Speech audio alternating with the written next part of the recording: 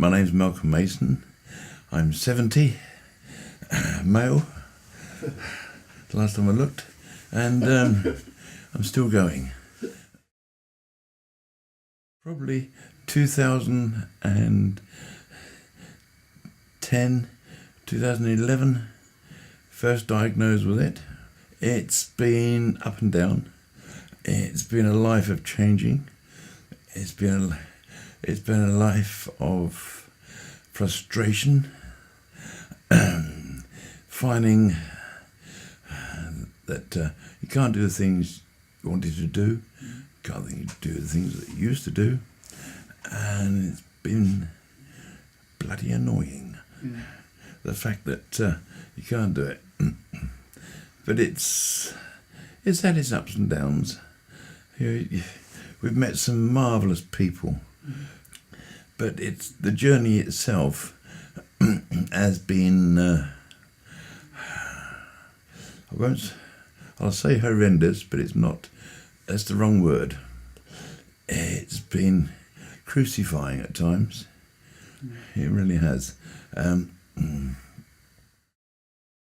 You get good days and you get bad days. The good days are brilliant. The bad days are horrendous. Lack of breath, lack of energy, coughing. It used to bring up, when I was first diagnosed, I was still working. I was working at Addenbrooke's and doing shift work.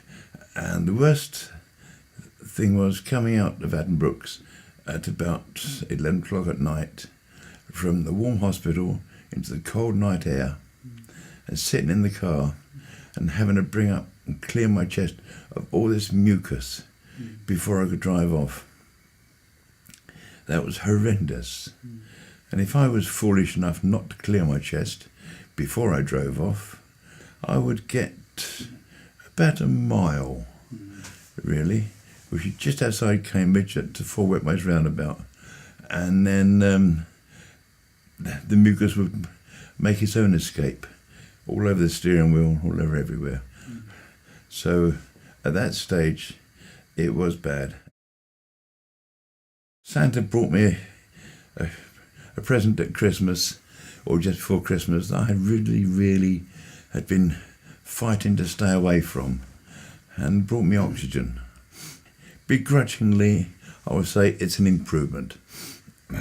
I'd never wanted to have to need oxygen, because I always, when we had these support group meetings, and I see other people there with oxygen, and I think to myself, good God, that's the next stage on the downward slope. So I was trying to stay away from it as long as I could. But now that I'm actually on the oxygen, it is an advantage. There's no two ways about it. Well, it is an advantage up to a point. I have a habit of breathing a lot through the mouth. And as you can see, this goes into the nose. Breathing through the nose is much better for oxygen-wise. And so I sometimes get a bit puffy because I've been silly and been breathing through the mouth and not through the nose.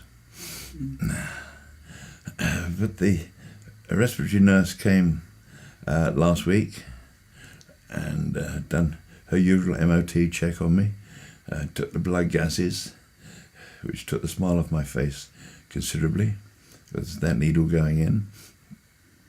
And she was rather disappointed with the result, to the extent that she said, right, okay, we need to increase your oxygen. And so from going from 2 litres a minute sat on my bum doing nothing, it now goes to 4 litres. And if I get up and move around, even indoors, I've got to up the oxygen. So if I go outside, it's got to be sort of 6 to 8, which to me means, good God, I'm on my way out. One way or another.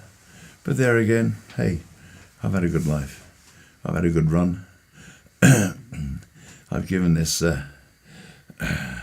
idiopathic pulmonary fibrosis, a bit of a run for its money, if nothing else. And I'll give it a damn sight longer too. I haven't got a problem with this IPF. IPF's got the problem with me, because I'm an awkward little sod.